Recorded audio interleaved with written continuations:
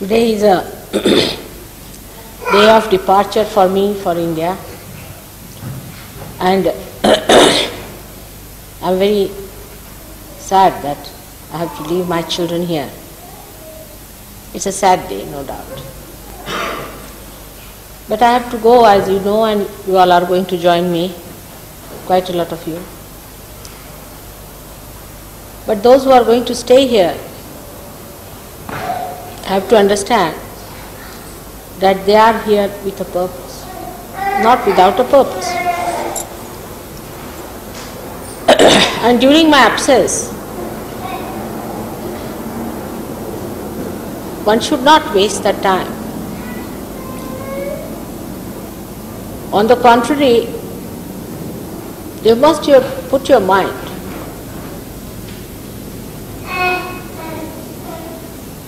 to find out what you can do to improve the conditions of other Sahajogis.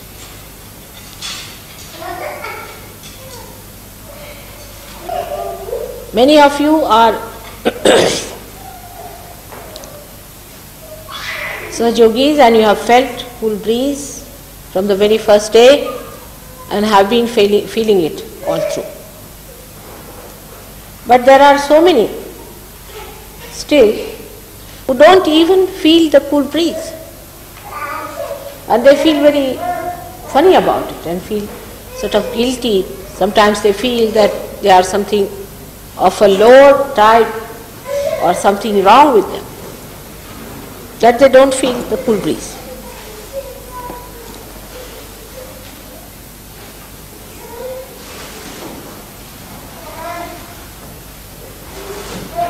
So one of the greatest worry for all of you should be that there are some people who are not feeling anything in their hands. They have been coming to Sahaja Yoga, have been religiously working it out, but they haven't been able to achieve the first experience of cool breeze.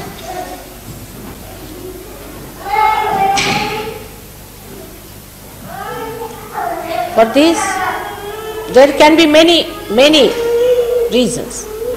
Not one, but there can be many reasons. And without getting involved into these reasons, if you try to see within yourself, and if others who have felt it are compassionate and kind, they can definitely help others. But the worst thing that we human beings suffer from is ego. And this ego makes us feel small at the slightest thing anybody tries to help. Some people might have a hurt ego, might have a bloated ego, might have a state of mind which does not even see the ego. And that is why it is difficult to talk to anyone what is to be done to improve. So those who are better off suffer from a dilemma. They don't want to hurt another person, and another fear they have that if they try to help others, their ego might go up because they are afraid of their own ego.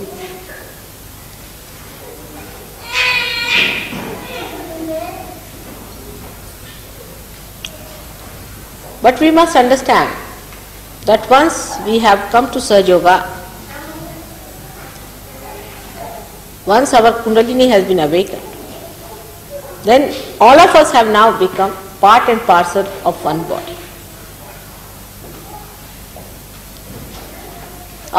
body, of the great primordial being.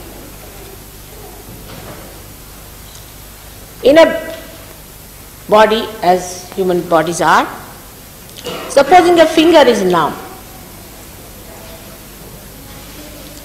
then all the body's attention is on that finger to cure it. And all the other fingers and the whole body, the brain, the mind you can call it, everything is worried about that finger, how to make it all right. Naturally, there is no ego for these fingers. So nobody feels hurt or bad. And the fingers are also anxious to do it because they can feel the problem of the finger which is numb. If there is some problem, say, internally within your body, all the cells which are needed to correct that problem will rush. The blood will rush, the heart will pump, everything will work out in a very coordinated way. But nobody feels hurt. Then why should I take help from anyone? Neither the one who helps is frightened or afraid or also feels the ego. The reason is the cells of the body are under the complete control of one brain or one personality or one self. But in Sahaja Yoga, this collectivity is not yet established. That's why people feel hurt, people hurt each other. They have fear.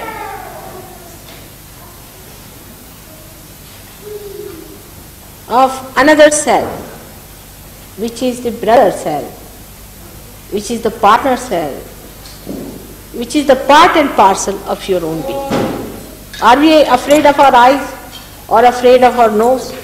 Are we afraid of our hands or of our feet?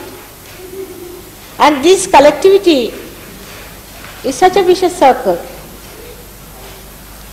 that unless and until you become really collective, you cannot feel another person. And unless and until you have that sense of responsibility of collectivity built in yourself, you cannot help another person. So a certain amount of growth is needed in the whole body to be sensitive enough to help each other, to be wise enough to help each other, to be resourceful enough to really nourish another. And that development has to come again through collectivity. It's most surprising. I know sometimes people feel that there are Sahaja Yogis who are not even of one mind. I agree that somebody will say your Vishuddhi is catching, another will say your heart is catching, another will say your void is catching. They don't say that all of them will say the same thing. One will say this, one will say that, one will say that. The reason is some of them have developed a certain sensitivity to a certain center, but not to all the centers. And that's how there can be a difference of opinion, as there should not be at all. So firstly, we must all know that we are still growing. We have to still grow. In Sahaja Yoga, even if you get your realization, that doesn't mean you have suddenly become John the Baptist. We all have to grow. And for growing and growth, we have to discard something and we have to accept something. And the best thing that should be discarded is your ego. And it comes in so many ways that it creates a barrier between you and your creator. Sometimes this ego can take you to anti-God activities and you will not know that it is your ego is taking down there. Because the identification with ego has been not in this life but in many lives before also. So to get misidentified, or we can say to get dissolved or this ego, or to get away from this ego is a difficult. But as you grow out of the mud of this ego, the lotus starts becoming fragrant and everybody can see that fragrance.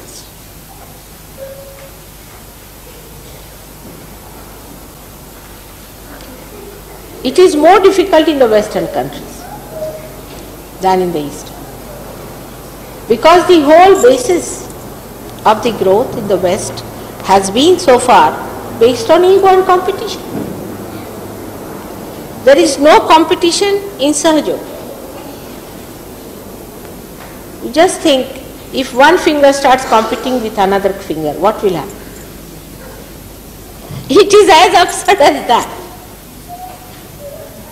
Now we are talking of fruits.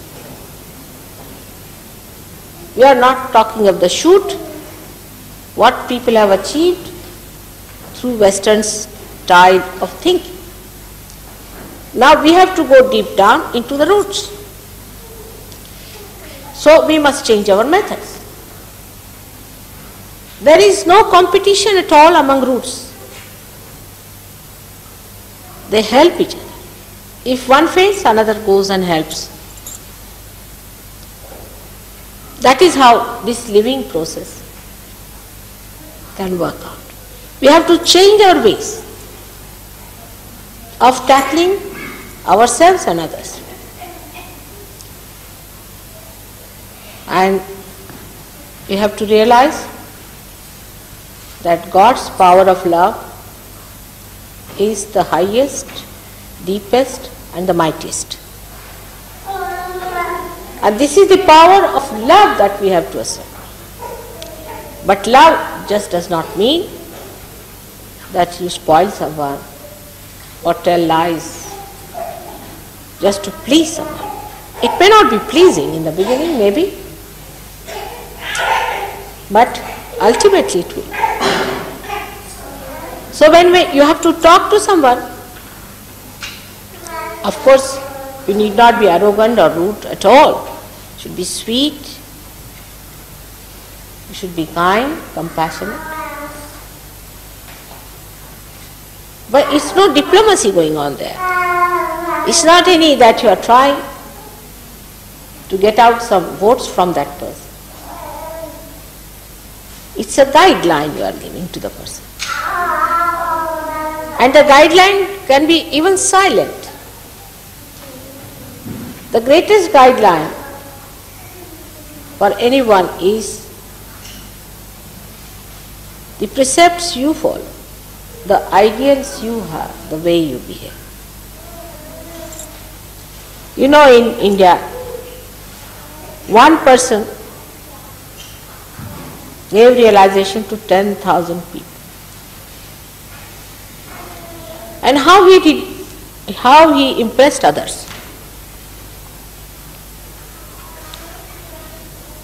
He impressed others because he went to an office, the commissioner's office, for some his personal work. And then he started talking in such a manner that they couldn't understand that this man has come for some practical, every day-to-day stuff.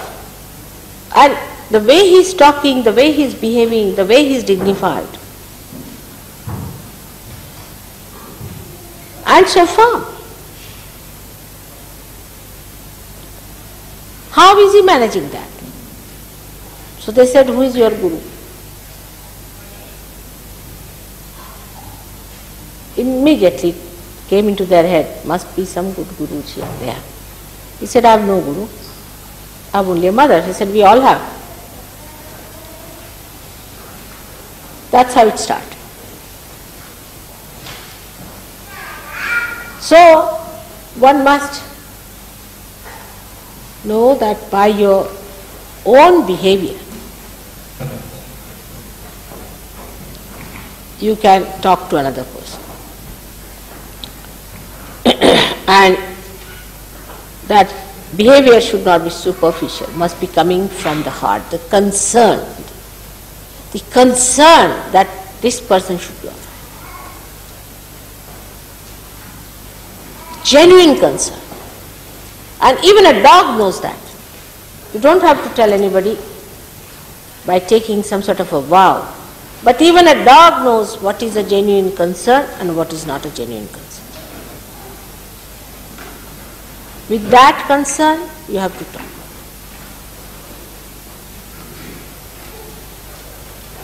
And that is what we lack, is the genuineness within ourselves. Our heart is not open. Open your hearts. Now you have entered into the kingdom of God. Open your hearts. Just see yourself, why have you got fear? For what? Ultimately, what is going to happen? We are all going to die, isn't it? So put that, fix that point.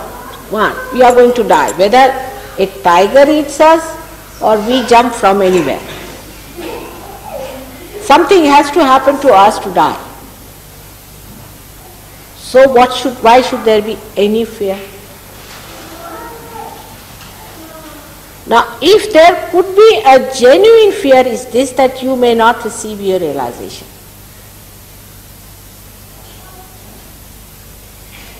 Even this genuine fear has no meaning, because this will also kill your chances of realization. If you believe that God is great and that His compassion is great, really from your heart, you will get your realization, no doubt. You all are there for that, and the divine power itself is anxious to do it, extremely anxious. You can see, can you believe that there are so many people who are realized souls today in this London? I came here about 20 years back, and if somebody had told me that there are going to be so many realized souls here in this place, I would never have believed, because at that time I had met very few in the whole world, I would say. So the things are happening, but be patient and believe in the mercy of God, in the kindness of God, in His compassion, in His anxiety to give you this gift of realization. And this is one of the greatest hindrances people have when they do not feel their vibrations.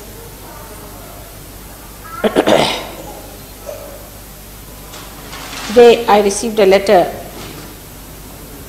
from Jill, and she said she went with my photograph to be framed or something in a shop, and the shopkeeper, that lady, she looked at the photographs, she was a little bit, I don't know,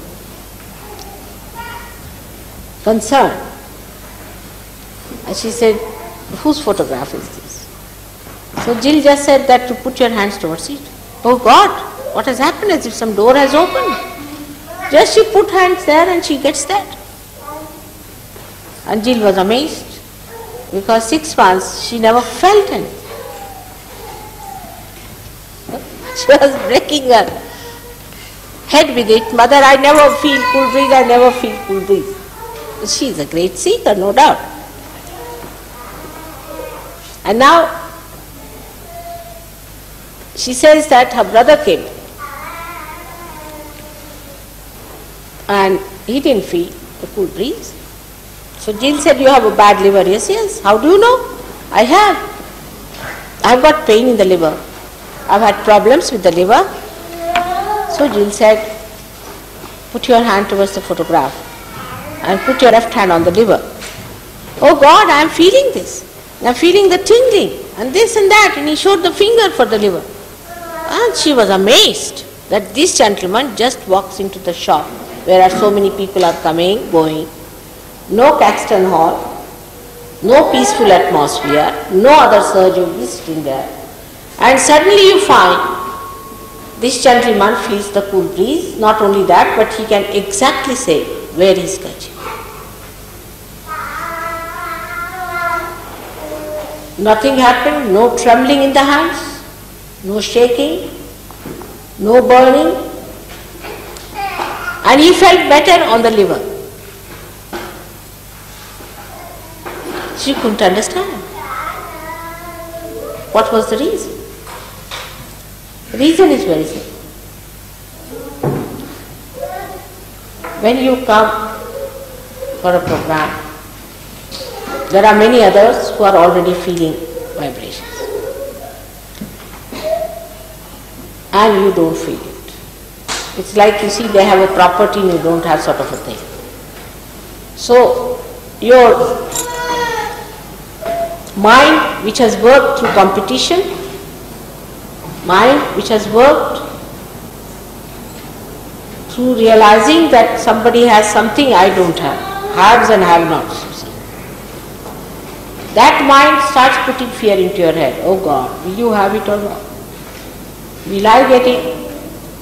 Or even if I get it, will I lose it? And that fear I see on the faces of many new people. Give up that fear. You are all going to get your realization. Give up that fear. You have not entered into any competition here. Just to relax.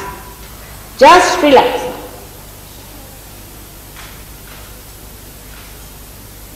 Then the more you want to do about Sahaja Yoga, again you are tense. I have to meditate early in the morning, I have to get up tomorrow early in the morning. You see, you go on pestering yourself, whole night you won't sleep. And when you are meditating, you are losing. Relax. God is looking after you, believe me. He is going to give you realization and He is going to look after you and He is going to wake you up in the morning too. But relax. The first idea that I can do it is wrong. He has to. It's not working out because you think you can do it. If you can come to this conclusion that I cannot do it, it is His mercy, His graciousness has to come.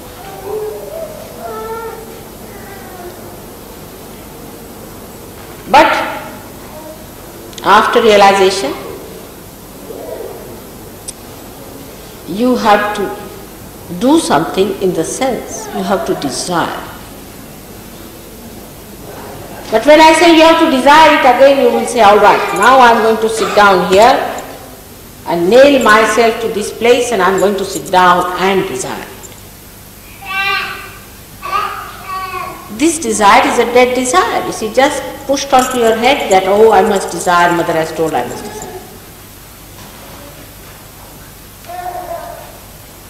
You have to be hungry. You don't say that I have to desire that, I have to be hungry. The hunger is from within, which is there, no doubt, but is clouded. The hunger is clouded because you have fear. If you put a goat before a tiger and give him to eat, he will reduce with that eating whatever it is. Because it has that fear that there is a tiger which is going to eat you. So first kill all the imaginary tigers around you. Again we come back to the same. That desire must come from within. And it is there. What is clouded? Relax.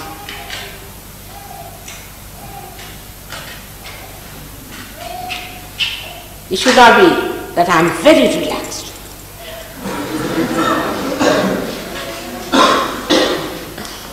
It's childlike. It's simple. A relaxed person is just like a child.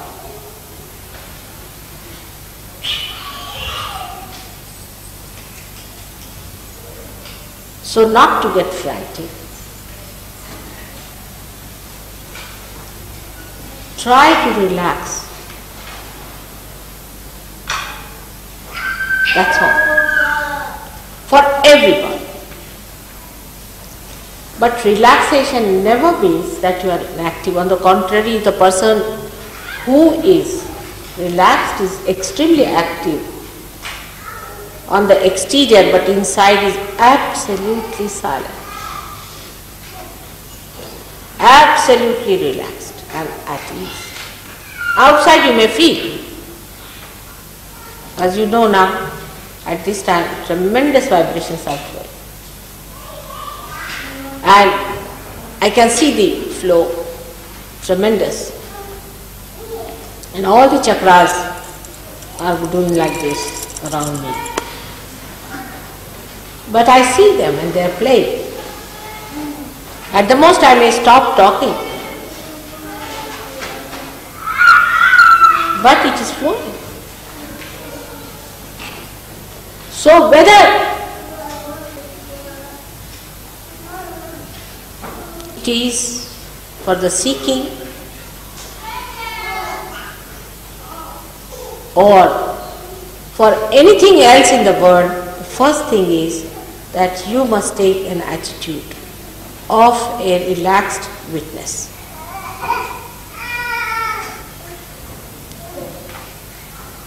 If you can do that, then those who are not feeling vibrations will definitely feel. I've seen people on whom I've been working, it wouldn't work out. Of course, they were not rude or even arrogant, but felt very sad that they couldn't get the vibration. So I said, all right, today you go and enjoy the flowers in the garden, enjoy the birds, and talk to the sky and come back to it. It works out. Because you have been always like this. In Sahaja Yoga, you don't have to achieve anything. You become.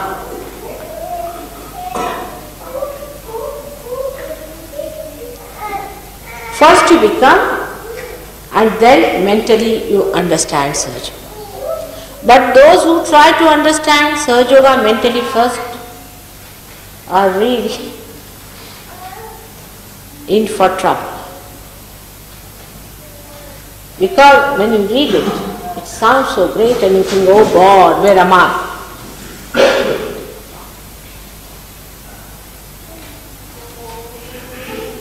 So, please, if you give realization to someone, take it easy.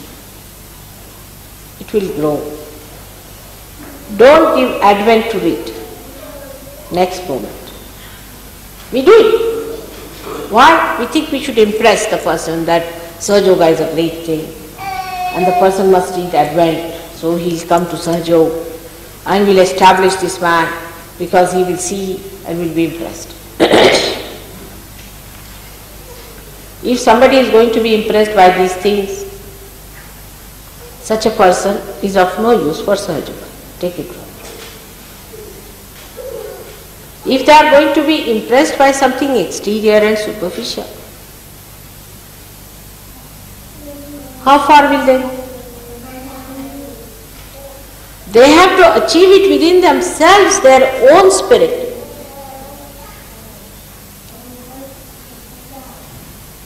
They have to be impressed by themselves, by their own achievements. If you understand this simple principle, that when we become the spirit, we manifest a power which is just the opposite of any other so-called powers.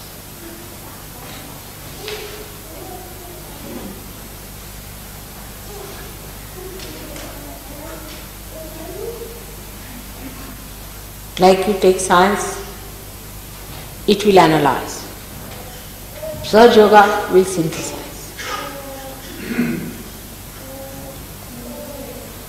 Take philosophy, so-called, it will try to find out the dogmas.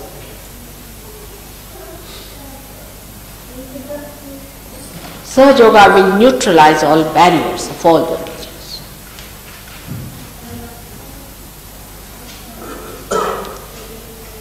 Because all these forces are deadening, they deaden.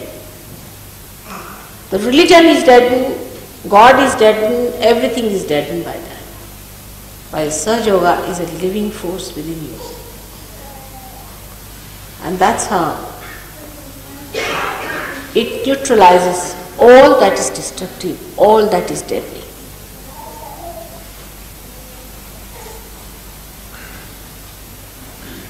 It's a living force of God.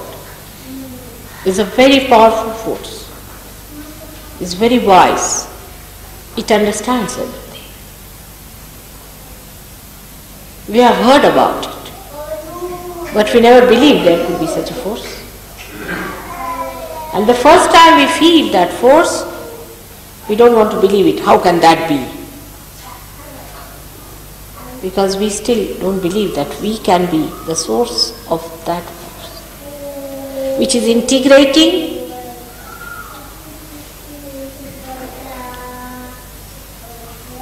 which is synthesizing completely,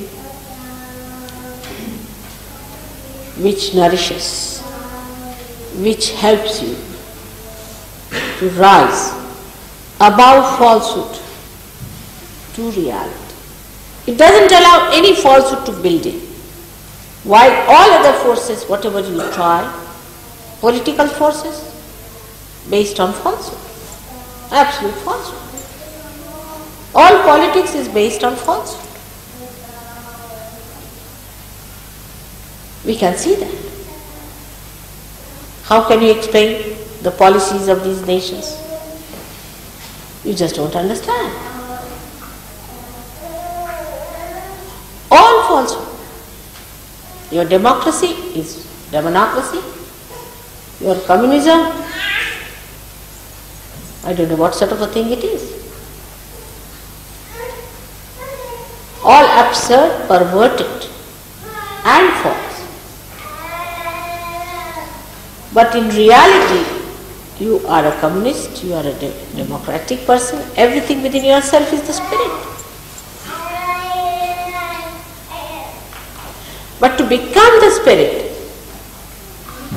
if you stand on falsehood and want to achieve it, you cannot. Give up all that. Become the spirit. Then you start seeing from the window of the spirit, everything is different.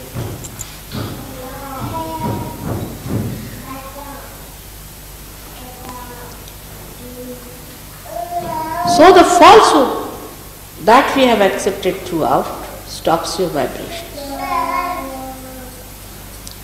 All this is falsehood. Believe. The truth is God's love. That's the only truth there is. That's why I say that God is love and He is truth. The rest is all falsehood. And if you believe in this principle to begin with, really from the heart, then this power starts flowing through you.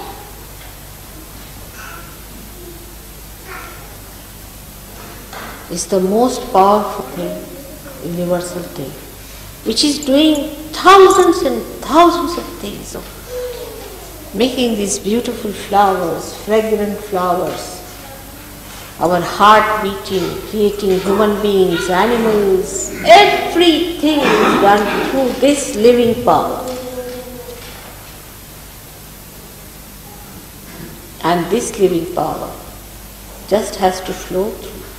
And believe me, that human beings are the only instruments of that power.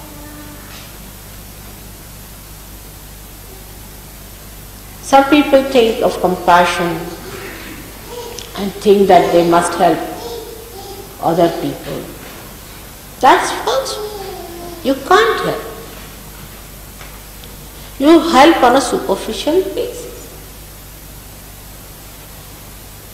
The only help one can give to another is when you become part and parcel of that great being and realize that other cells are also there,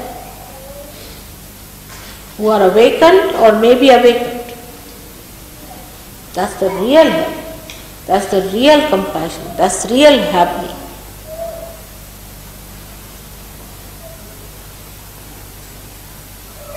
Sahaja Yoga is definitely the deep understanding of this fact.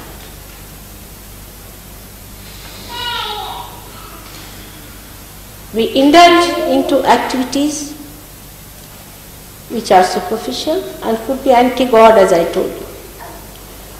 But for Sahaja Yoga, the activities are extremely simple. Even a finger movement like that is sufficient to do tremendous things. There is no need to stand on your head for it. Awakening is your own. There is no problem on that. The problem is to prepare yourself for that awakening by not preparing yourself. Be unprepared. Be simple.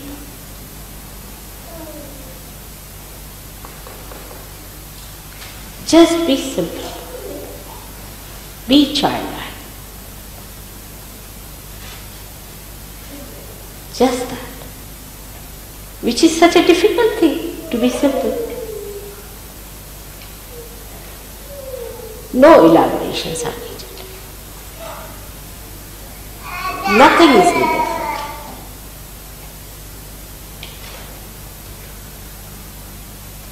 No preparations as such, except open your heart. Now how will you open? Like that? Pay attention to your heart. Just pay attention to your heart. You'll be amazed. It will start melting.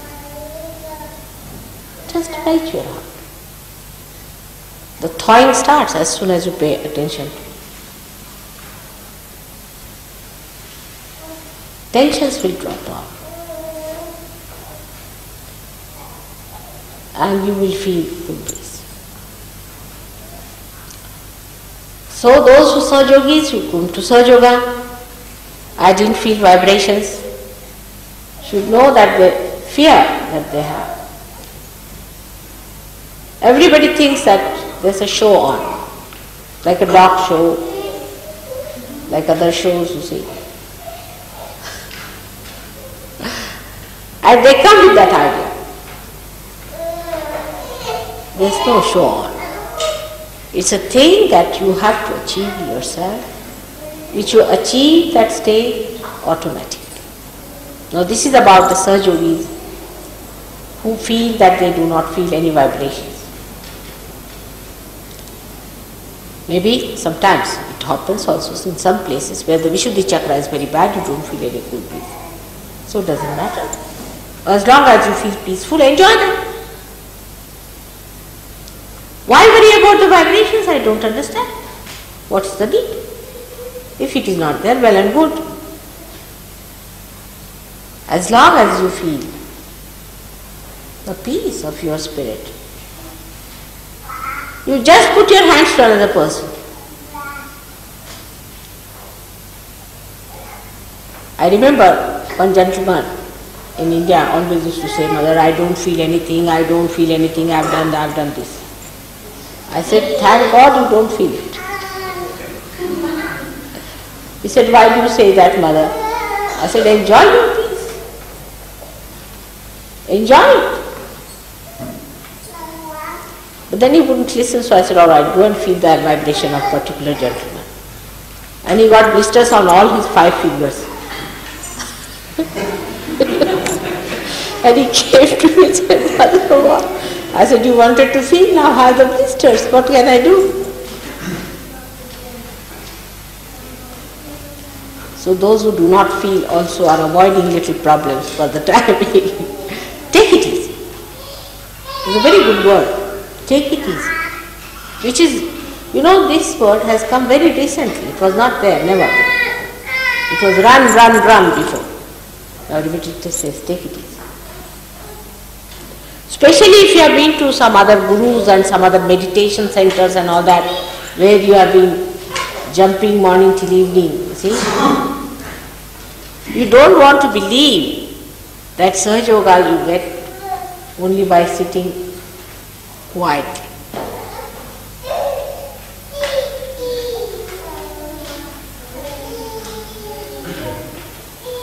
Now there are ways and methods for improving your vibration. As you know, in Sahaja Yoga they are all described. For people who suffer from ego, I think best thing is to put your hands into the eyes, right hand. Maybe. It may work. Try it.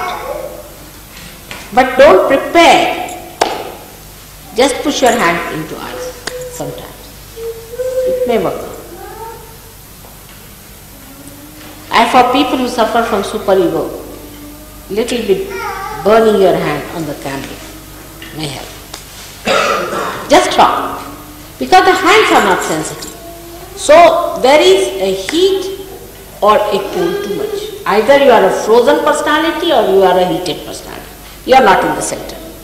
So if you are a frozen personality, better melt it a little bit. Try. I never said this before because half of you would have run away if I had said this. But don't burn it to have blisters, I am saying. Just a little bit, try to see that if you burn your finger, the sensitivity will improve. But someone is thinking just now that if you have both the problems, what do you do?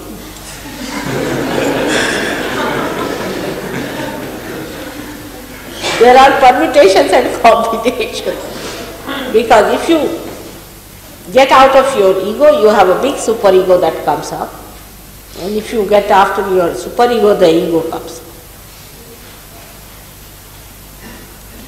Then, the attention has to be brought here.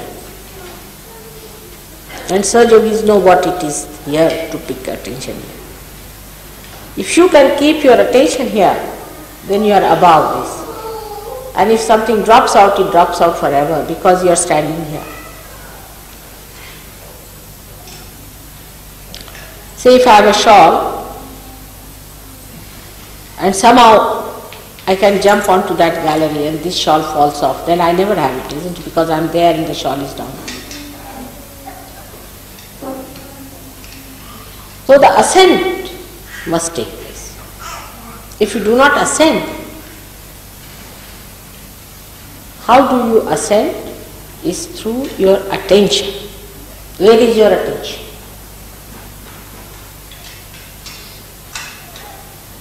Ask yourself, where is my attention?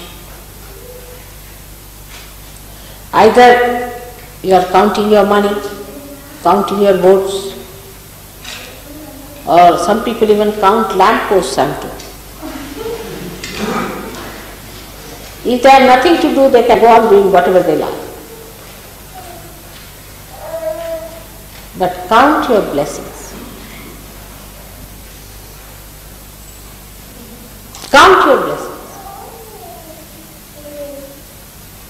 and your ascent will start.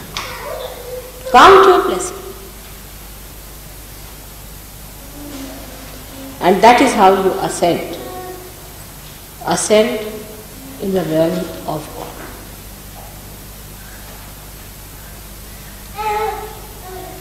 If there is no ascent, then you will move from left to right, right to left. You will be a wobbly person. But count your blessings with your heart, feeling the thankfulness. English language is very good, you say thank you. Now in Indian languages also you see we translated it to say thank you. But we don't say thank you. Because what is there to say with the mouth? Normally there are no words for thank you. Because how can you say this if you are feeling from the heart? Even a glance, even a glint in the eye can express. Just a smile,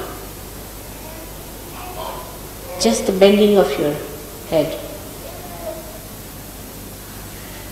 There's nothing to be said. To feel the gratefulness and thankfulness for the great blessings of God. But if you read newspapers every day, you will forget this mantra. Because when you read newspapers, you think, wow, what a curse it is. God is a curse on this earth. Or that He has put His curse on me and I am the persecuted animal.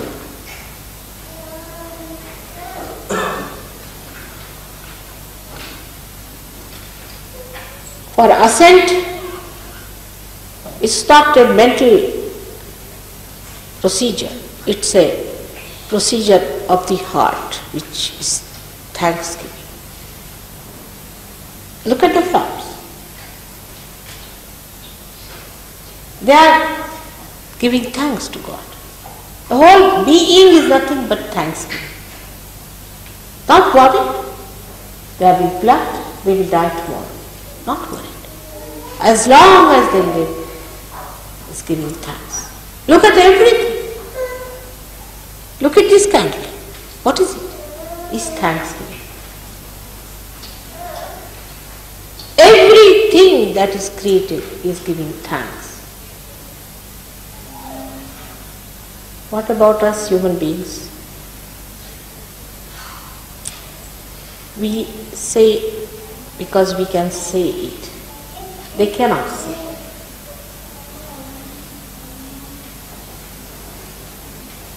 It doesn't have words to say. We have language. That's how we have become superficial. We have lost our depth because we have language. There is no language for the silent expression. So those who do not feel realization should be thankful to God that at least they desire Him, that they are seekers, that they are seeking God. How many there are? Today when I was coming to Caxton Hall, I found people walking with their tailcoats and so many, seriously, all of them, bow ties. How many are seekers in this world? How many are seeking God? How many are seeking higher life? So be thankful that you are seekers, that you have felt the need of God's love,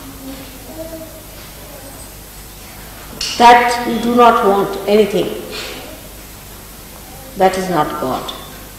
It's such a great thing that you have a heart, you have a mind that desires the highest. Be thankful that you are seekers and born in this great time where you have to get your realization.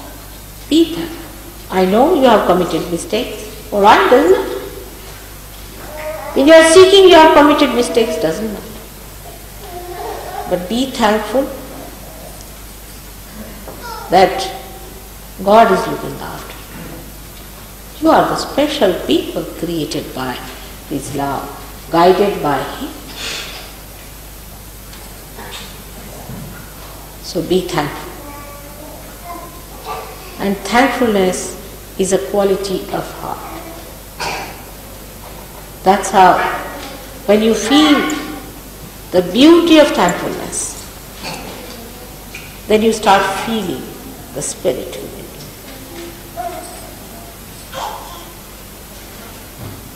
It cannot be expressed. It cannot be returned. It can only be enjoyed. The blessings can only be enjoyed, isn't it? And it is for enjoyment only. It's not for anything else. Just that you should enjoy the blessings, that's why the blessings are there. So to achieve the blessings is not the point. Blessings are everywhere. For I would say there are tremendous vibrations today in Caxton Hall. And now some of you are not feeling it. That doesn't mean that God has not accepted it. That doesn't mean that. It only means you have to turn your face a little bit this side. Nobody should feel higher because they are feeling vibrations. Or nobody should feel lower because they are not feeling vibrations. But if somebody tries to help you, don't feel bad.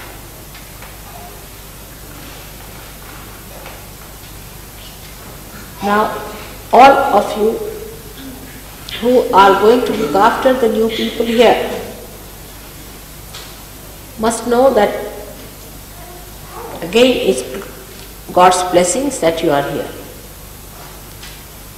that you have this great work to be done, that you are now employed by God. And He has given you this special job to give realization. Again, count your blessings. Don't feel depressed. Some people say, Mother, now you are going and they are all going with you. God knows why I am taking them there. Perhaps they need more training than you do.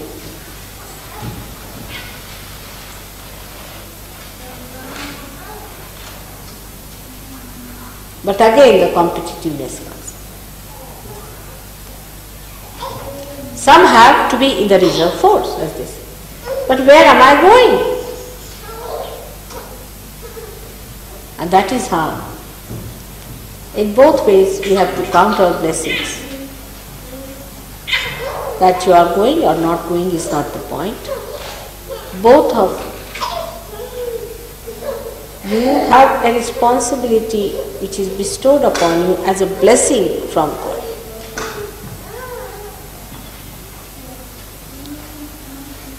If the attitude towards Sahaja Yoga becomes of a child who expects everything from God because he is the child of God. What's wrong? It's no ego. Because if God is almighty, He jolly well have to look after you, isn't it? But we are not like children, you know. That's the reason. A child will demand.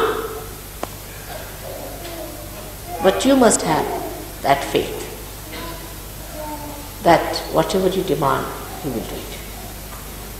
I don't know if you have forgotten a story I used to tell a long time back. What my grandmother told me once about that. Yeah, come. What do you want? Want this? What? Have it? No, you want chana? Have it. No. Chana? No. Then a kiss? Come. Give me a kiss. Come. No? Alright. Give this to mommy. Come along, give this to mommy.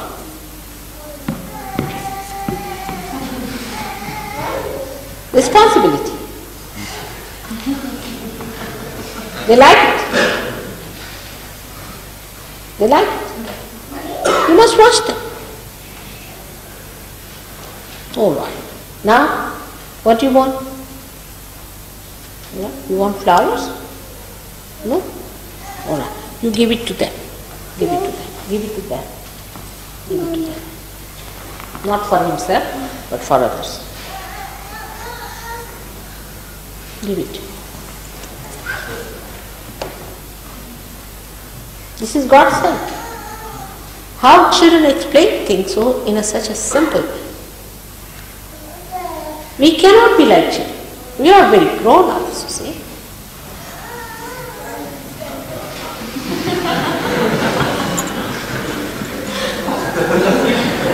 First give me this. Give me this. All right. Now, put your hand like this.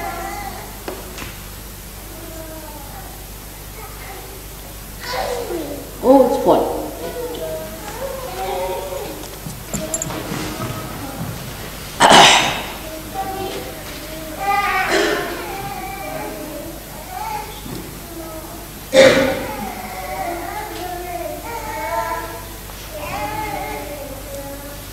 Today really I don't know what to say. You better ask me some questions. Right, give it to others.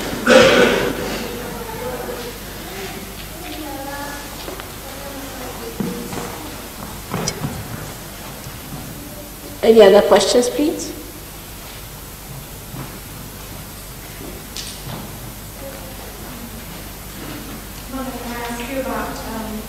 You suggested that we have a day without food and a night without sleep. Come here, I can't hear you. Today the vibrations are just going in my ears. Come here. What did you say, Rita? Said that you suggested to us that we had a day without food and a night without sleep. One night. Each week, yes. Good idea. Yes. Better try. So we've been doing it for 4 weeks. It helped you? Yes, I don't mind the days without food, but when I have the days without sleep, I find that really like now I can hardly keep awake in the evening. I don't know if it's really very good to continue it every week. I think evening you must sleep early. It's a good idea. Yeah. It's not nice to keep awake in the night. Night time is not very good. And why I said to keep awake in the night was that because what I find that Sahaj Yogis have more problem of the left side. For the left side people, it is important that they should keep awake in the night. And lots of things work out. Because you are alert. In the night only these attacks come. Left-sided people get all their attacks in the night, and right-sided people get all their attacks in the daytime.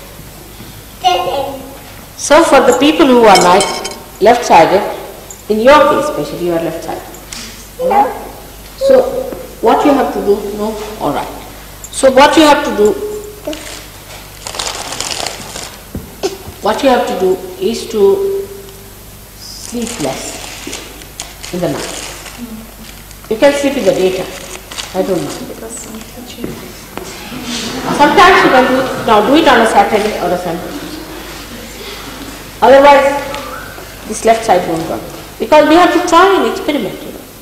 Would you say something about the timing? Because I mean, for example, to keep awake from 12 o'clock to 4 is very easy for me. I never mind. I stayed awake from 12 to 6:30. The other way round, I would say. What do you say? You get up at 12 o'clock. Yes. That's better. Yes, I did that. Yes. That's all right.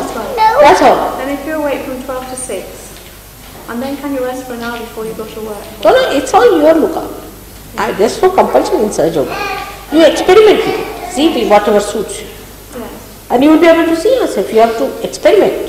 You see, every individual has their individual problems. And this is one of them. One has to see that if you are a left-sided person, is to keep awake before 12 o'clock is better. Afterwards, gradually if you sleep, you see all these left-sided problems will disappear. But the right-sided problems start in the morning. You see, I have to go, I have to catch the bus, I have to take this, plan it. So that time, if you at least don't eat, you get more time. You get more time, and apart from that, your stomach, which is acting less, is better off. I actually don't mind about the food at all. I don't mind about not eating. If you want us to do it every week then, one night. No, you have to experiment. There's nothing like that in Sahaja Yoga, as you know, it's not compulsory. Yes, that's what But if it helps you, the way it helps you, try. I mean, I'm saying that doesn't mean now all of you should buy a bucket of ice and put your hands into it. You see, this is the trouble with human beings. You tell them anything and you find them sitting with a bucket in their mouth. No, I'm just saying try. You see, because you must know I have no problems.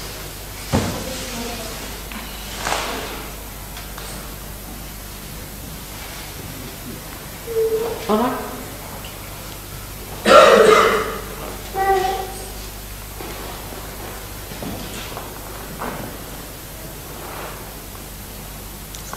You are all individuals, you are professors, you are research scholars. Keep your mind open and try and find out if it helps you. Every individual has individual problems. All these little problems you can solve yourself because you have the light. You have the light of vibration. The spirit is with you. So you are independent. I'll just give you guidelines. That doesn't mean that you every day have a vigil. No, horrible it is. But it has helped some people. May not be for everyone this may suit or may not suit. But for left-sided people it's better, I've seen. With the right-sided people, it suits better. That they don't eat so much, or their attention is more towards better things of life. Actually, I don't think right-sided people eat much. On the contrary, they are very fussy people about it. I mean, the whole thing is a mental thing. Mentally they will say, that's not good, I don't like it, what will I have it? You go to a party and the menu card will come and seriously they'll think 10 times what they do. I mean, what difference does it make what you eat? Does it? And they'll all discuss what will I have. And they'll eat 2 morsels and finish it off. They'll not relish even that. Because food cannot be enjoyed by mental activity. Simple thing as that. The tongue has to enjoy it. But all your energy has spent in your mental activities, so the tongue is not there anymore to enjoy. So towards food also, anything, if your attention is too much, reduce it. And that's why I said eat less. Or if you fast, then you don't have to think about food. You think more about food than eat. And enjoy less, least of all. That's why it is said fasting. But when I say fasting, people start thinking, then what time should I eat, mother? Exactly. Is it all right at 8:30 or say 8 o'clock? As if there is a jail in Sahaja Yoga. Eat at any time you feel like. But if you are thinking about food, what's the use of fasting? Like in India we have fasting, you see women start planning about the fasting 10 days ahead. What will you have for your fasting? See, because in Indian life, people have made some concessions that if you eat this, this is not fasting.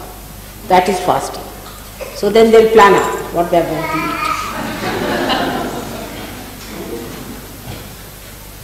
And they accumulate everything, all that is to be eaten because you are fasting. The whole attention is on fasting. And actually you are eating all the time. Like these have Ramadan, Muslims have. They are supposed to eat early in the morning. But they eat so much in those days that they never eat. Because they know they are not going to eat later on. So it's a funny situation. See, I'm just giving you it as a research scholar to find out about yourself what type of life will suit you.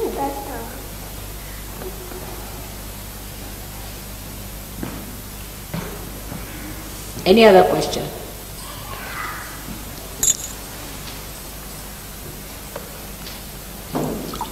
Mother, Yeah? what was the end of the story about your grandmother? Huh? What was the end of the story about your grandmother? About the story about? What was the end of the story about your grandmother? From? The end of the story about your grandmother. You began. Oh, that you want to hear again? It's a real grandmother story. So don't use too much intellectual things. It's a simple one. See, she said that those who believe in God just believe in His blessings and they have full right on God.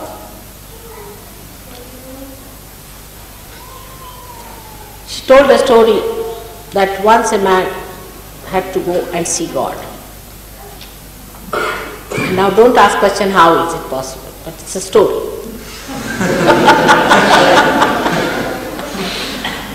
And on his way he met a gentleman who was doing Hatha Yoga, Western style.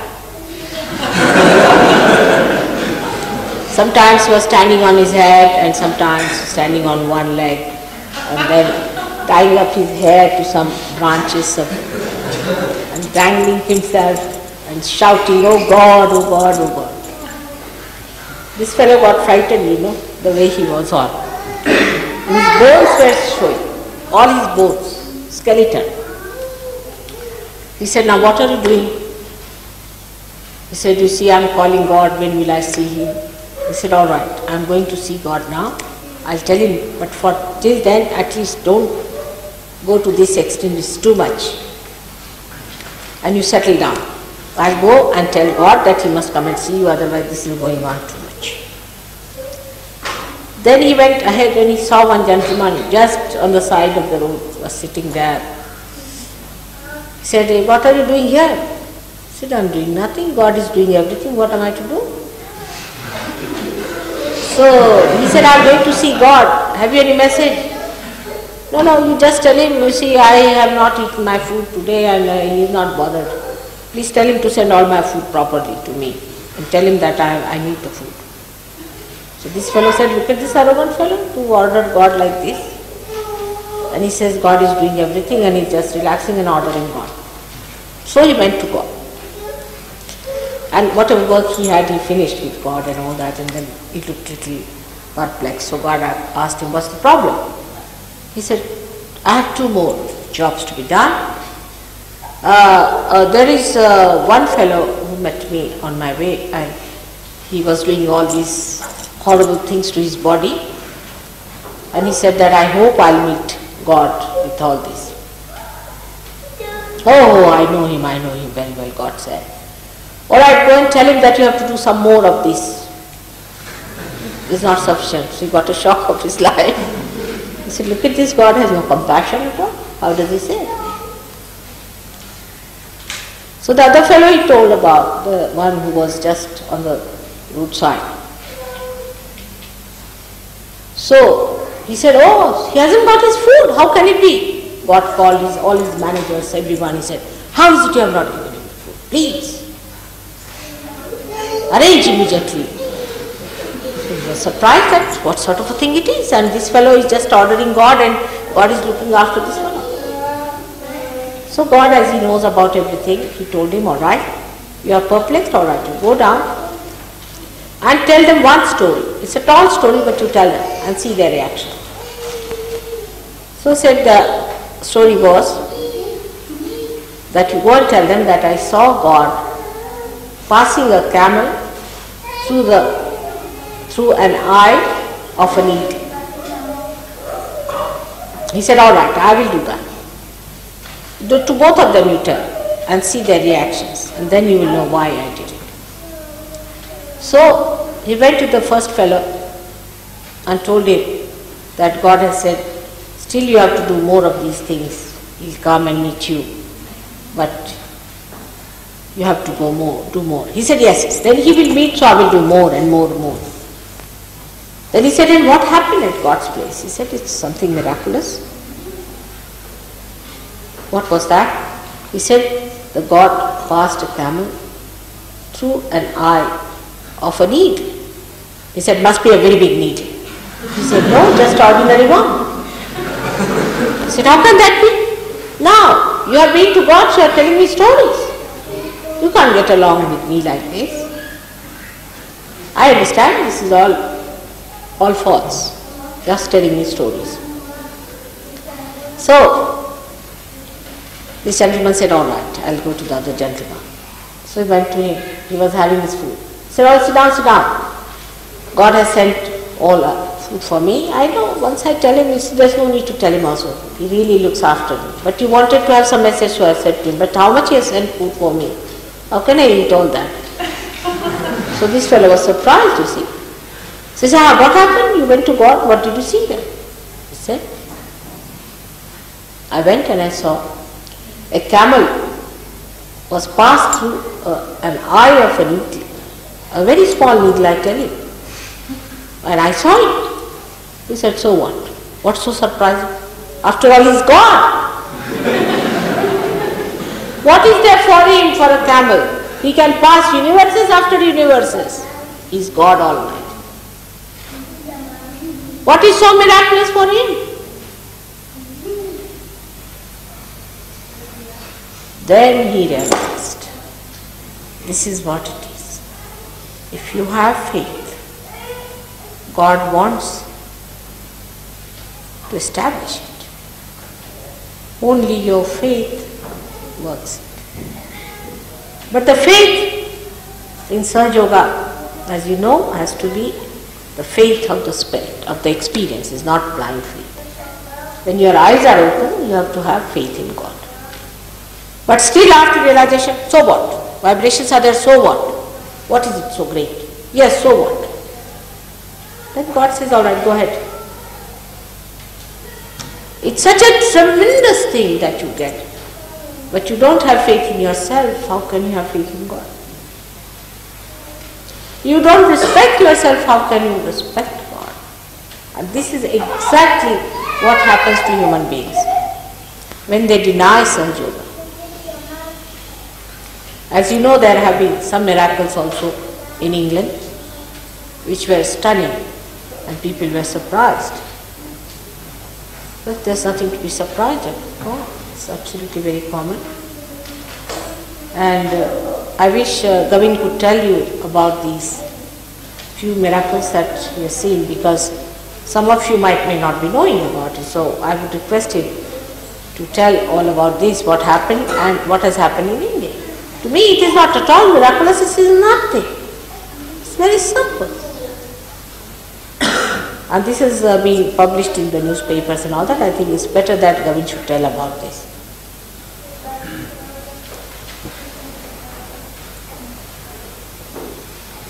Come here, loudly.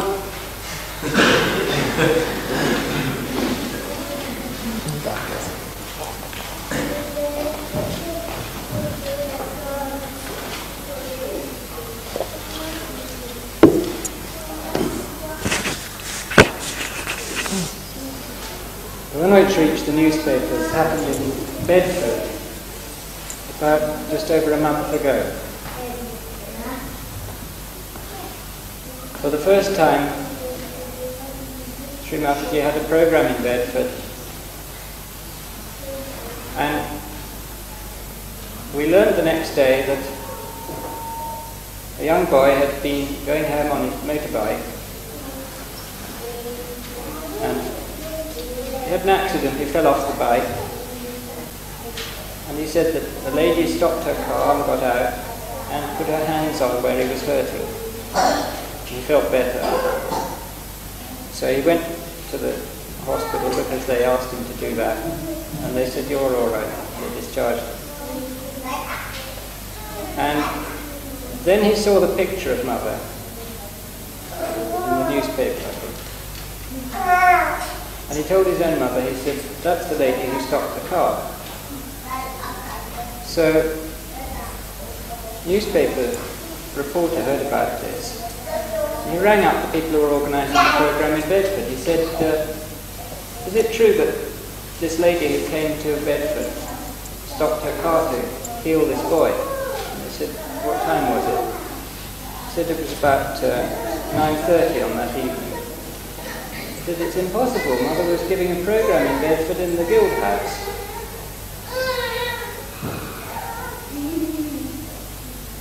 But he's convinced that it was so. And we know that it was so in a way also. Because we've heard other things. For instance, in India, even more remarkable. Lovely. There's a very highly placed attorney in Bombay who's a very great devotee of our mother. Many of us have met him. He's come here, Mr. Pradhan. And one day when he was at a program of Mother's... No, at home, with other people sitting and talking. At a meditation program. Just sitting, taking vibrations together. He realized that there was a case he was due to defend which might come up in the courts, but it was a long way down the list. And he thought, well, it'll be all right. There are a lot of other cases. They'll be heard today, and mine will come up on Monday. So the next day he went to the court just to check. And they said, what do you mean? You were here yesterday. It's down in the court records. You defended the case brilliantly. The judge commented, what an excellent defense you made. You won the case. What are you talking about? He said, oh, was I there? And then he thought, no, Mother was there.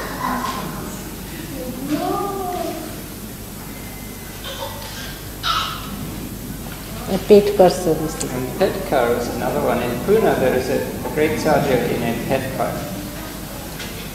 And he had a dream in the night that his brother fell in a big well in the village where they live, which is not, it's some way from Pune. And he was very had a habit of walking in the night, the brother. So he was so anxious about this dream, he got up, he prayed to before Mother's picture that his brother should be all right. And the next morning he went home to his village and he met his father. And his father said, yes, it's true, he did fall in the well. And they were looking for him with torches. And suddenly your brother came up out of the water and was just sitting on the side of the bank. And his brother told him that this is what happened. In the lights he saw the hand with the bangles. And it came and it pulled him up out of the water. And at first he couldn't speak, he fainted. And then he was able to tell this to the people who'd come looking for him. And the brother wasn't a devotee of Mataji. But Petkar had done something. And Mother was there.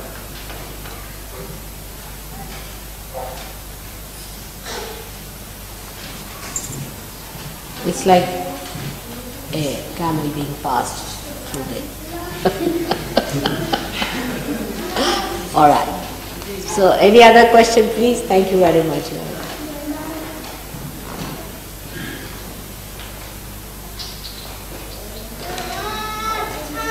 There are 1,001 stories which so many Saj Yogis can tell. How they were helped in every way. God looks after everyone. But especially the ones who are seeking, and the highest of all, the ones who are realized.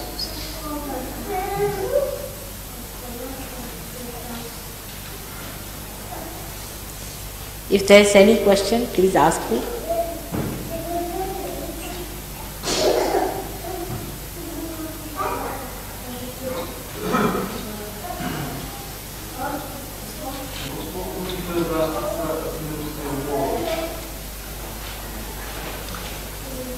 Did you hear it?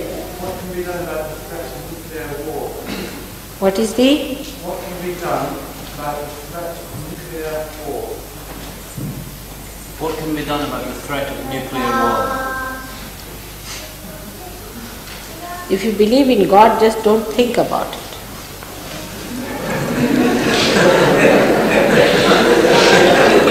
Everything can be diffused, isn't it? It's only if God wants there will be war, otherwise there cannot. But there should be people for whom God should interfere. If all of them are horrible devils, it's better to have a war.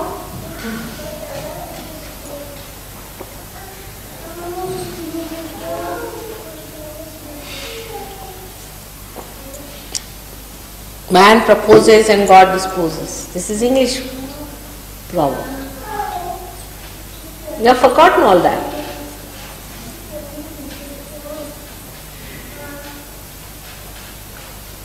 Nuclear war is the creation of human beings. Alright? And human beings are the creation of God.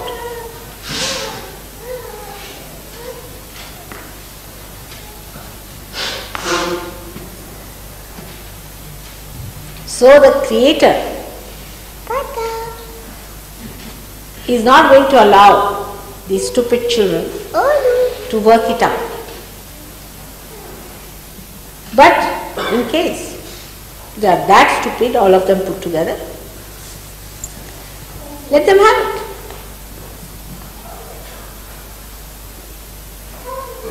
What's the use of also saving stupid people and donkeys? Only the people who are realized souls will be saved. Because nobody dies.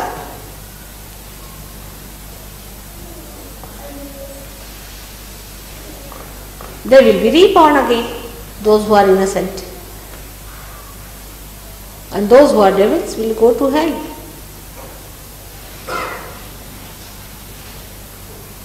Alright? We have one of them born here, see, Markandeya is a born realized child. There are so many, you can find them here.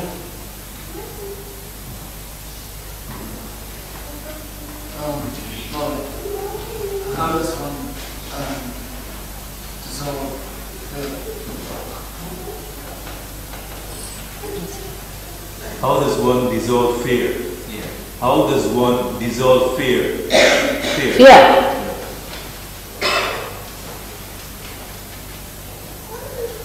Fear of what? Unconscious? Or conscious fear? Fear of fear. Death? No, fear of fear. Fear, not of anything in particular. Fear of what? Of fear. Fear of fear.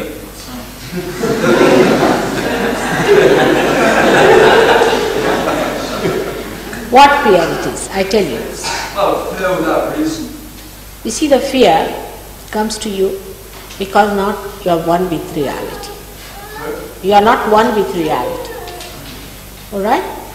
So in Sahaja Yoga there are many ways by which you come in the center. You can have fear from your ego or from superego, from anywhere you can have. But if you are in the center, fear drops out. Gradually the fear drops out completely. Alright? It's the happening of awakening that takes you away from that fear. It's a happen. You don't have to do anything. What has to happen is that when you ascend, it will all drop automatically. We have so many ways and methods of keeping yourself in the center and of ascending. That's all. Not only fear, but so many things drop out. Habits, addictions, tempers, lots of things. All these barriers drop out because you get out of it. You are born again. Alright? That's how. So you are not to do anything about it, just ascend.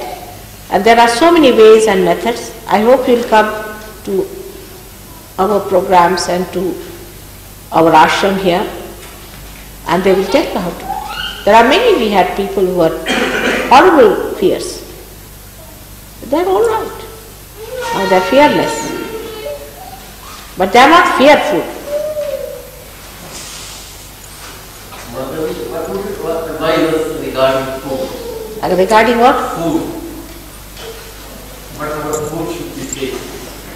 In Sahaja Yoga, we do not pay much attention to food.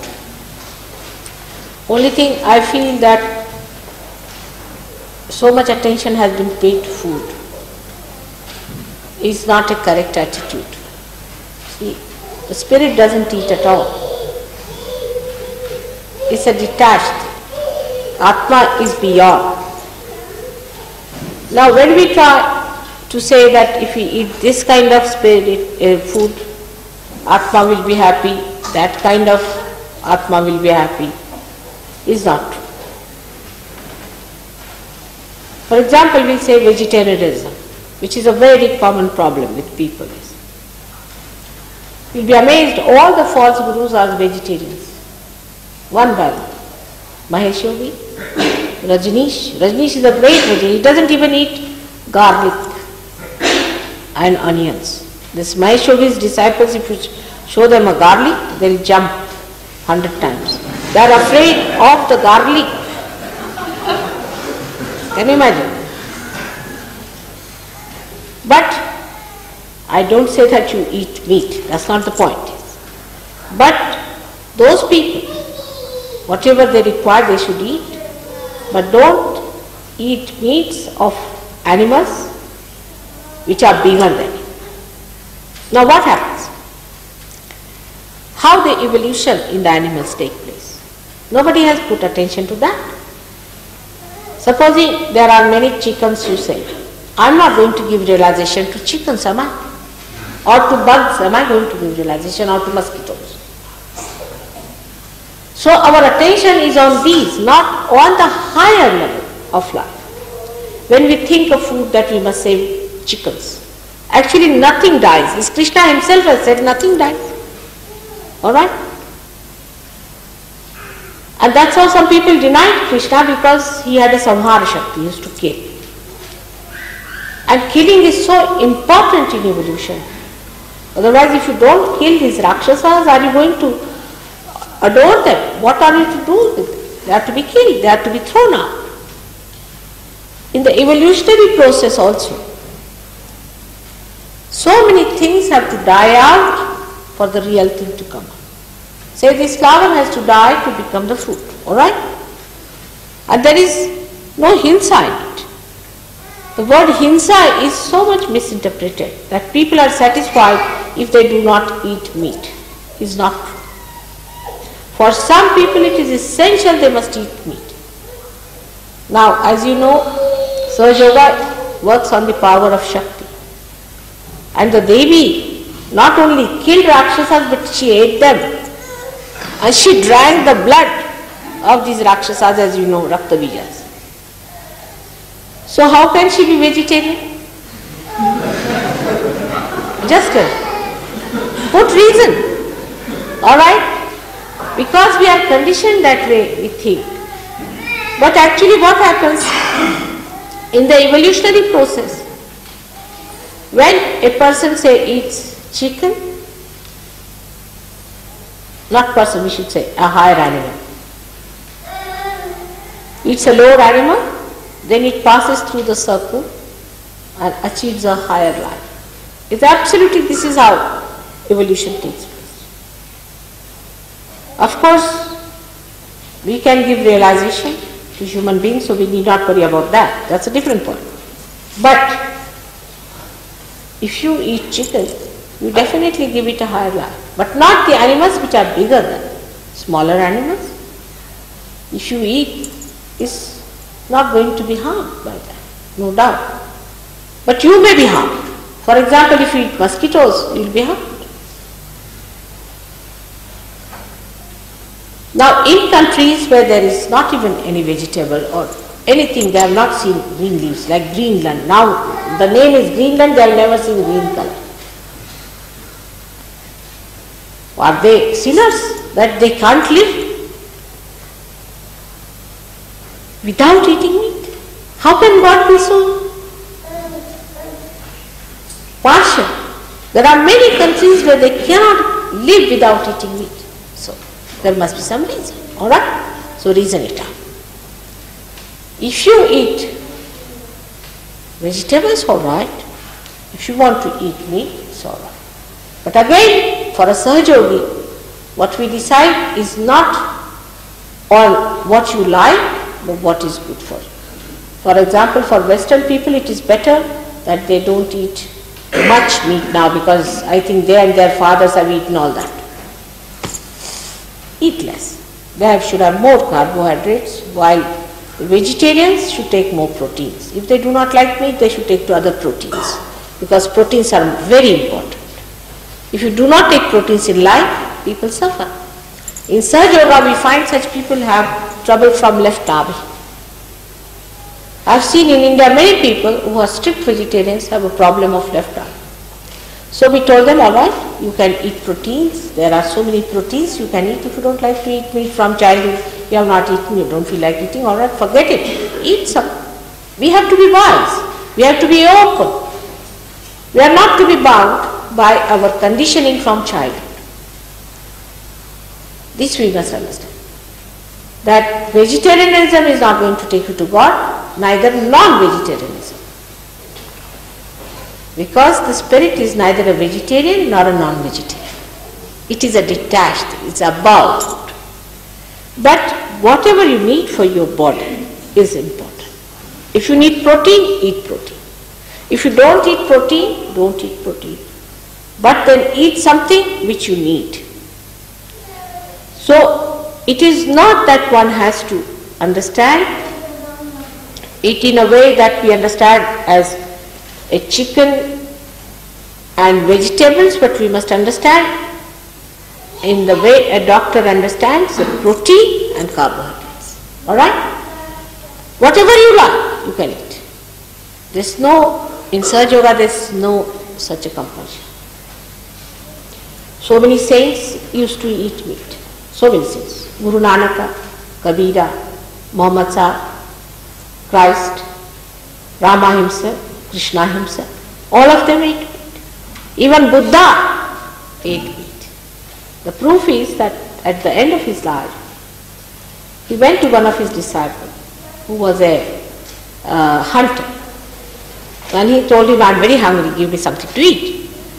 So he said, sir, I have nothing else but a wild boar which I have killed very recently and it is not yet fully cooked. So he said, all right, doesn't matter, I'll have it. And he ate it and he died because of that half-cooked wild boar. And he died with that. So now Buddhists think that we should not eat meat. It's not so. Because he ate something that was half-cooked. That means he did it, isn't it? Even Jains know that it's only Nevinath who got a kind of a feeling against meat eating. That was Nevinath was at the time of his contemporary of Sri Krishna. When his marriage was celebrated, he found many birds were killed and he felt terrible about it. And he didn't want to eat any meat. It was all right. It's all right. If you don't feel like, don't eat it. But then a cult started. But that means till Nevinath, means Jainis are ancient people.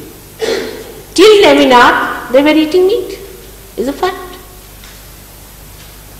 So to get attached to some idea is not the way you are doing it. If you don't want to eat, just don't eat.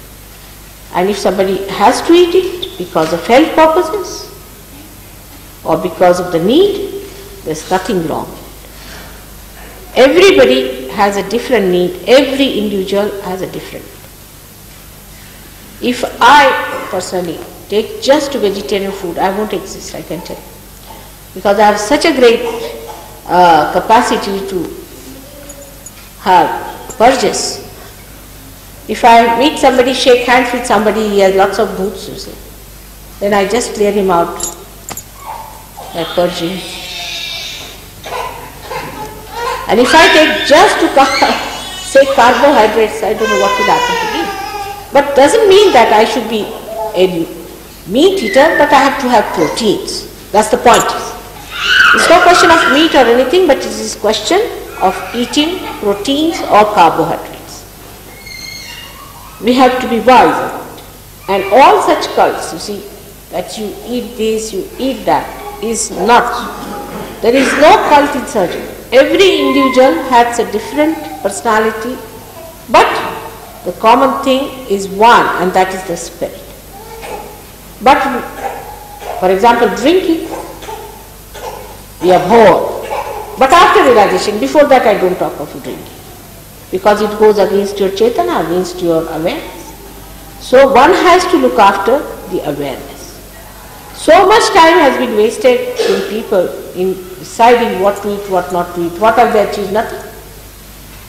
Sometimes I see vegetarians can be horrid people. Absolutely horrid. We have a community in India called Marwadis. They are bloodsuckers, you see. They are vegetarians. Not all. We have some in Sahaja Yoga also. Very few. They are extremely money-minded people. You know that. So this kind of thing, to believe that such food will make us great will be false. So you don't decide on that. You decide on proteins and carbohydrates. Whatever good for your health, you should. Those who eat too much of vegetarian food are liable to certain type of diseases, and those who eat too much of non-veg are liable to some. Those who eat vegetarian food can get leukoderma very easily, can get leukemia very easily. Certain types of cancers they can get very easily. Those who are non-vegetarians can get another kind of diseases, there are numerous diseases they can get. So we have to have a balance. That when we eat vegetarian food also, we must see that we eat sufficient amount of proteins. Because body has to be all right.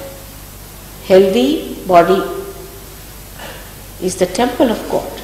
And to temple of God, you have to keep it healthy and happy. That's the attitude. But it's not so important. Because once you get into Sahaja Yoga, as it is, automatically, doctor's bill drop to nil. Automatically. So we have to take a wise attitude towards ourselves. Not to torture ourselves because of certain condition. Because we have been taught something from childhood, we should not accept it. But see for ourselves. I have seen that people who had tremendous stigmas about vegetarian food, when they took to, say, protein food, they improved very much in vibrations. They did. Protein food is very important for certain people. And for certain people, carbohydrates. Liverish people should take to carbohydrates. It is absolutely an open thing for us to understand. But whatever goes against our awareness, because in our own awareness we have to achieve our spirit. We drop out that also very easily. I don't have to say that don't drink, don't smoke, you just drop out. Mother, Bernard Shaw, a distinguished Irish writer of this country, once said that he doesn't like his stomach to be graveyard for dead animals. Now Bernard Shaw did not give realization to anyone, did he? He was a vegan, he was a vegetarian. You see, he might become vegetarian, doesn't mean that everybody should eat it. It's not a graveyard. I tell you, it's not a graveyard. He must be constipated. That's all I can say. You see, Bernard Shaw is all right. Whatever he said according to his own is correct. For him it may. You see, most of the vegetarians have a problem and non-vegetarians have a problem. I have seen it every day in my life. Today is not Bernard Shaw here, otherwise I would have told you what he suffered from. You see, it is Whatever they express is their individual experience. Alright? I am not expressing an individual experience. I am giving you an experience of many. Alright? I take your point that one should eat protein. Are you saying that vegetarian food doesn't have proteins? What is it? Yes, you can. So you should eat. When did I say no? I never said that if you can eat proteins, finished. It should be decided on proteins and carbohydrates and not on all these things, because nobody dies. You see, we have no compassion for our own fellow being. Where are we? We have no compassion for our own relations, our own father, our own mother, our own brothers and sisters and other people. And what's the use of having compassion on things which do not understand? No, and they don't need it. Who needs compassion are human beings who are aware of it. It is too far-fetched, and that is very true with human mind, because they want to shift their mind to something which will take them away from reality. Like the other day, I told somebody not to feel guilty because they were catching on the left issue. And she says, I feel guilty. I said, for what? I feel guilty for Vietnam. I said, for what? Because the people are dying in Vietnam. I said, are you going to solve the problem of Vietnam? Are you concerned with it? Why are you worried about that? You do whatever is good for you and what you can do. This is how we shift our mind. And it's very true. You see, people have their accepted ideas, they stick on to it and get nothing. So I say that there should be no ism about it. You must have an open mind. Absolutely an open mind.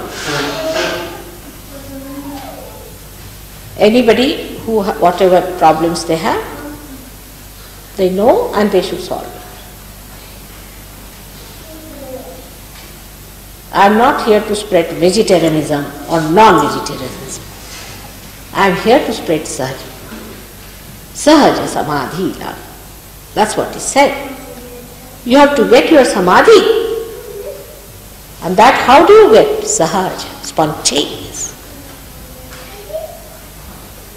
But depends what you eat. How you can get Samadhi if you don't have a proper food or anything? Now I will say that I have already told you about Buddha. What do you think of Guru Nanak? What do you think of Christ? You think, were they anywhere lower?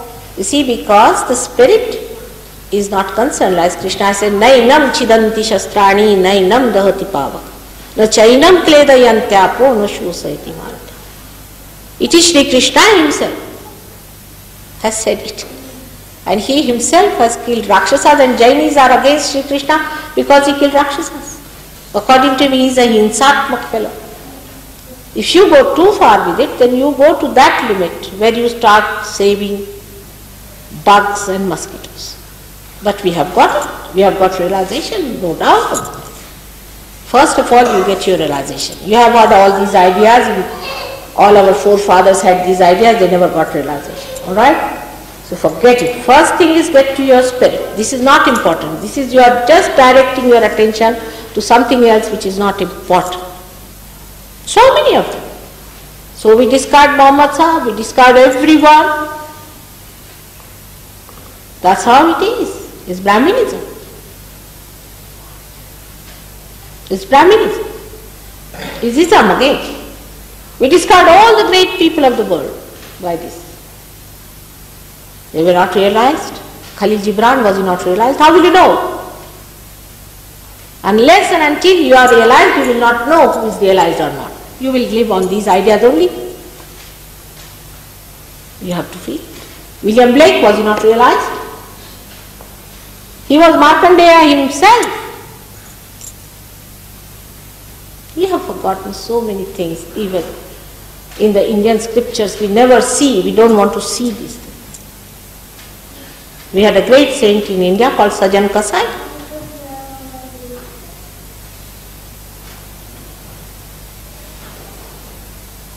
So one should understand that in Sahaja, whatever is the reality, we try to accept. See for yourself. What about your vibrations? Are you getting vibrations or not? That's the main point. Attention should be there.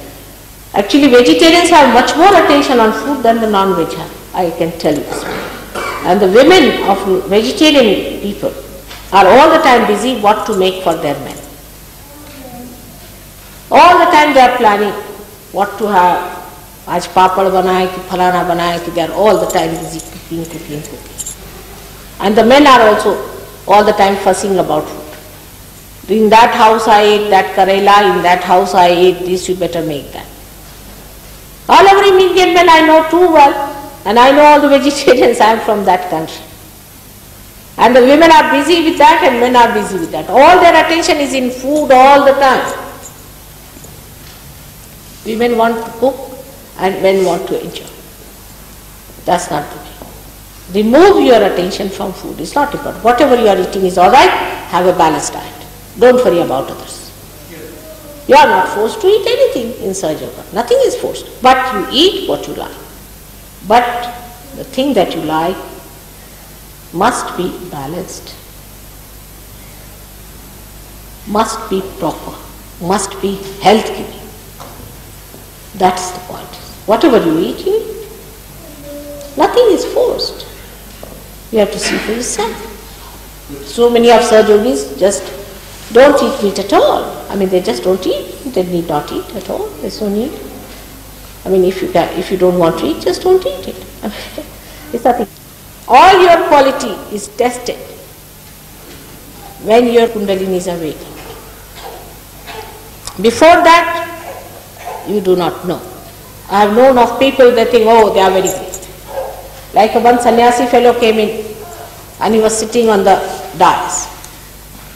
And he thinks, oh, he's a great man, he's the very big man and all that. And my grandchild, who is a realized soul, she was sitting in front and I was the guest of honor there, so I was sitting there. So she shouted from her seat. She said, Mother, ask this man with the maxi to get out, he's giving too much heat to us. And this fellow was going to talk on vegetarianism, this, that ism, another ism, and religion and God and this and that. And she said, please ask him to get out, he's giving heat to us, this maxi fellow. She thought he's a maxi man. She didn't know he was supposed to be detached. Those so-called sannyasis, be careful. So-called vegetarians, they are such hot-tempered people. Aren't you hot-tempered?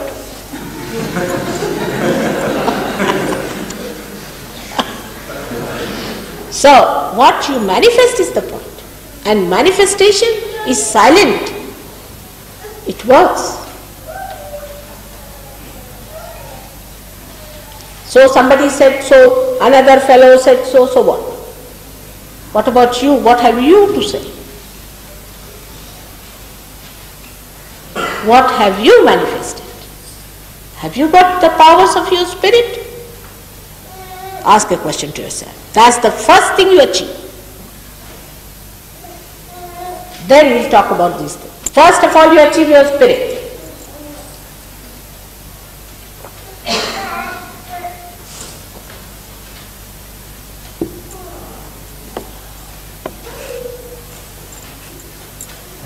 This is the first time people are achieving their spirit, isn't it? This is the first time it's happening. So you cannot have any relationship with anything else, you can say. This is an absolute thing that should happen, and that you should ask for. Because somebody said so, because this was so, what? What have they done? Did they manifest their spirit? Alright, they did, one or two here and there.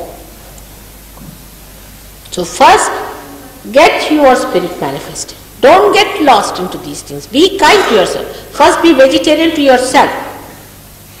By being kind and by getting your spirit liberated completely from all these ideas.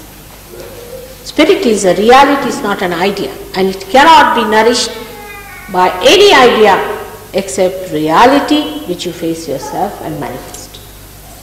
What shall we do to get the spirit? Huh? What shall we do to get the spirit? What shall we do? What kind of That's what I said, don't have to do anything, nah? That's what you should do. The Kundalini has to rise. Alright? Now, what does this lamp do when it is to be enlightened? The another enlightened light comes near it and manifests. You are all ready for it. Alright? Only thing, the Kundalini has to be awakened and it works out. Anybody who is enlightened can give you realization. You want us to work it out on you? We'll try. All of you who haven't got realization so far, we can try that. Not today. I'm sorry, but because the time is up, I think you have to go and to our ashrams where people are doing this work, and you all are going to feel the realization. I used to do that before.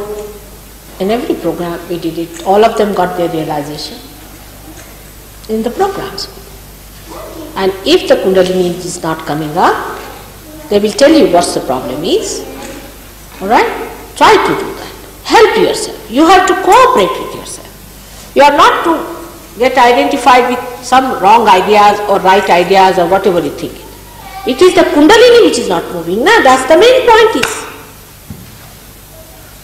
Every Indian knows that the Kundalini has to be awakened to get to Atma Sakshatkar, to get to self-realization. And if the Kundalini is not moving, then there is a problem. And what is that problem? That these people know. Alright?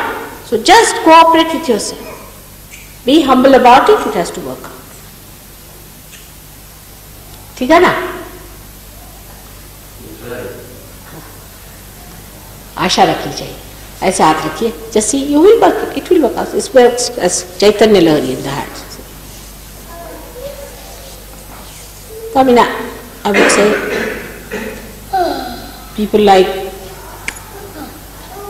Adi Shankaracharya was such a great person, but he had to take to sannyasa because he had to do the work. He's the one, he said, na yoga, na sankhya, na by any thinking you do not get it. You get it by mother's grace. So simple he died. But look at him. When his mother died, they would not allow him to burn the body because they said a sannyasi cannot burn. See, this is also an idea. A sannyasi cannot burn the idea of a grahastha. Another idea, you see, same time. So they say that he burnt the body of his mother with the banana tree, which never burns. And he cursed. I mean, they say that he did not curse, but it was cursed, that they will all bury their dead in their houses. And even today, you find in Kerala they do it.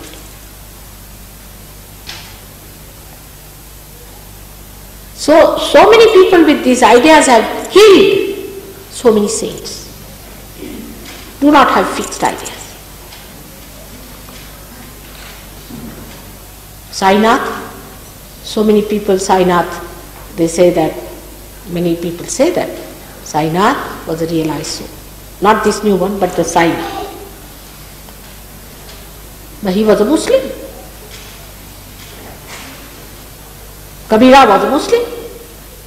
Still, Nanaka included him in this Guru Granth Sahib. Only a realized person can understand who is a realized person. Before that, talking about it is just a mental feat. By mental feat, you are not going to go there. Aren't you tired already of your mental feats? Aren't you? Thinking mad. One doctor once said, "Mother, you cut my throat, do what you like, but stop this thinking."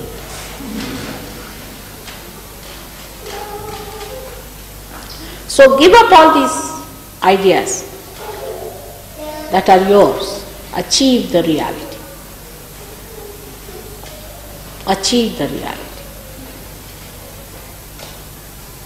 That is also, you cannot achieve it. The Kundalini is to be awakened. Somebody will awaken for you. And once you get it, you can do for others. You can awaken others. There are so many who have given realization here.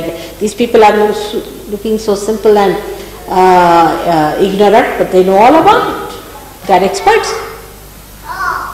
Immediately as you were talking, they were all giving bandhan on your chakras that were catching.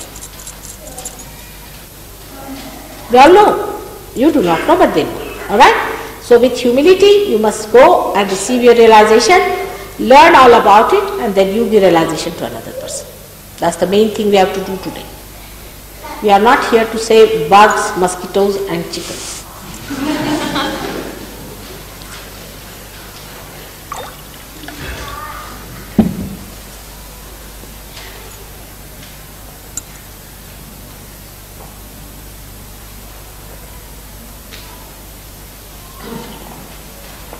I hope nobody is coming out about the support of smoking some horrible thing like hashish, or they smoke or eat, I don't know.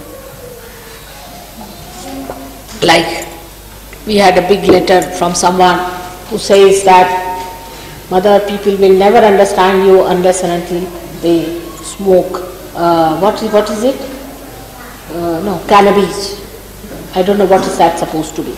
But they said that without that they cannot understand you and Sahajoga. अब उनसे कौन sir बढ़ाए?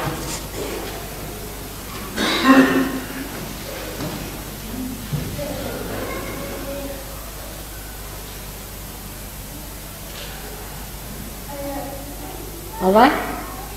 How many have felt cool breeze? The new people. Let's see. Cool breeze? Did you feel the cool breeze in the hands? Yeah, I know. Who else? What about you? Great. You? I'm asking this lady. You have felt it? Great. What about you? Great. अब देखिए ये लोग vegetarian नहीं है, इनको cool bridge आ रहा है और आपको नहीं आ रहा. What about you? What do we expect to feel? Are you feeling cool breeze or not? I have already done that. Huh? I have had this before. But you have lost it. No, I haven't. You are getting it now. I already had it. You never had it. I have had it. And then what is the situation just now? My hands are cool. Is that so? No, just see is he realized on top of his head. Scratching on in liver. Huh? Hot? Alright. That's the compassion. The proof of the pudding is there. Alright, what about you? How did you feel? Good. What about you? You are very tense. What is the problem with you? Yeah. I felt it earlier when you spoke about vegan. And then you got nervous. I felt really intensely. But then what happened? You started thinking about it? No, I started thinking about my fate. Huh?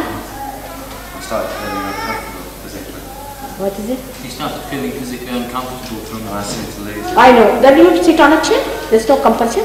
Please. No, you'll be alright. I tell you, you'll be better off. We have no compulsion like that. You please be seated. Yes, come along, sit on the chair. Alright, that's a good idea. There is no compulsion. You see, because the hall is smaller, they thought there will be many people, so we spread this. There's no compulsion. Whether you sit on a chair or a throne makes no difference. Makes no difference. It's not that. You see, it is the Kundalini is inside. It's a subtler being. It doesn't mean where you sit. Of course, it helps if you sit on the ground in a way, because the Mother Earth helps you. See, if you sit before the light, it helps you. That's a different point. But if you can't sit on the ground, it doesn't matter. We have given realization to people only on sitting on chairs. Yes, what to do? All of you got it sitting on chairs, isn't it? About 400 people in Vienna got it just like that, sitting on chairs. It happens. If it has not happened, it should happen to everyone else. But there is some mother, there is some tea, but Kundalini does actually. हाँ? Tell something more about Kundalini. अब उस पर तो बहुत लिखा भी इन्होंने बताया भी है. There are so many lectures of mine. Today you see, because I am going away, I am rather quite full. And there are so many lectures I have given on Kundalini. You don't know, I must have spoken at least 1,000 times. In Capstone Hall itself at least 600 times. So there are lectures and lectures, you can see, listen to them. But it is Kundalini, by that listening to it, nothing will happen. Actually it's an actualization. You see, it's like a seed sprouting. So by talking about Kundalini, nothing happens. It has to raise. बस ये बात है, होना चाहिए.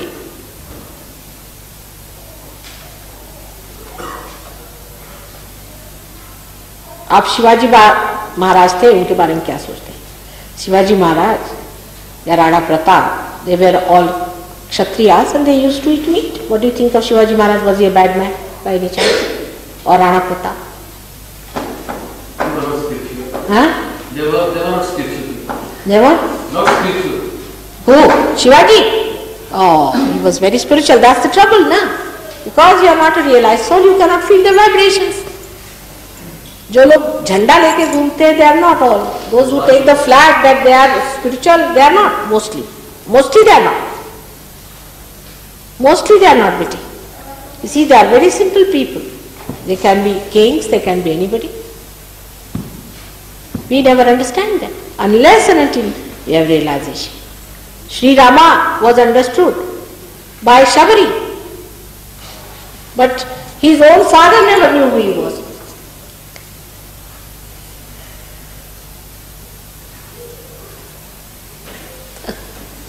The understanding of the spirit comes to spirit only. Atman nevatmane. Atma should know Atma, no, nothing else. Through your mental attitude you cannot reach that. It's the Atma knows Atma. You ask about Shivaji, all of you ask him, was he a realized soul? See the vibrations you get.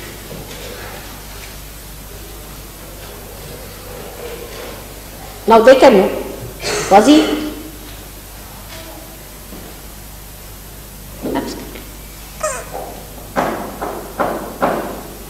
Now ask, was plague a real life?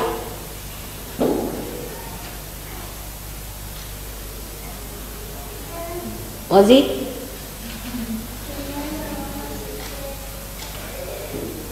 You can feel it.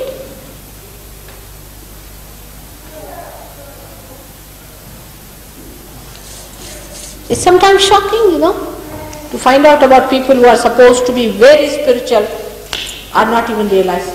So many. Are you from Vallabhacharya? No. Vallabhacharya was a great realized soul. And when Surdas went to him and he said, Surdas is supposed to be very spiritual, but he was not a realized soul. So Vallabhacharya said to him, why are you weeping like a baby for God? I have found him. The one who has found doesn't weep. Spiritual person is that who has found the spirit. Who is still finding is not spiritual. Maybe he is spiritual in the way that his attitude is, but he must find it. Then only he is really a spiritual person.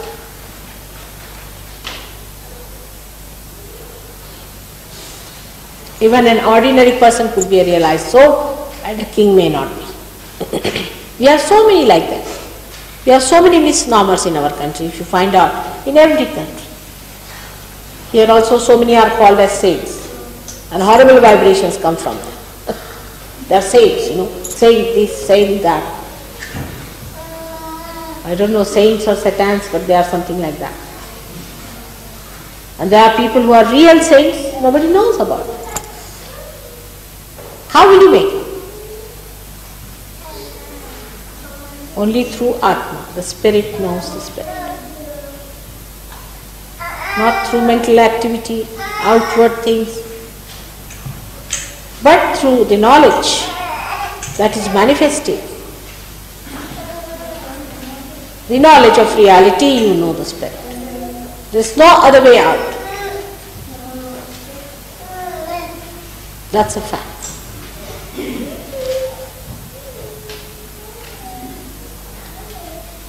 All other things are useless. Because whatever you do in ignorance are useless. But when you have the knowledge of the spirit, then you do it with your absolute value.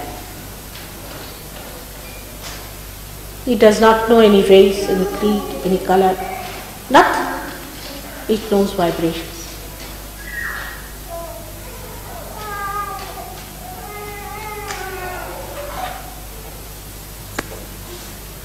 It's described, everything is described.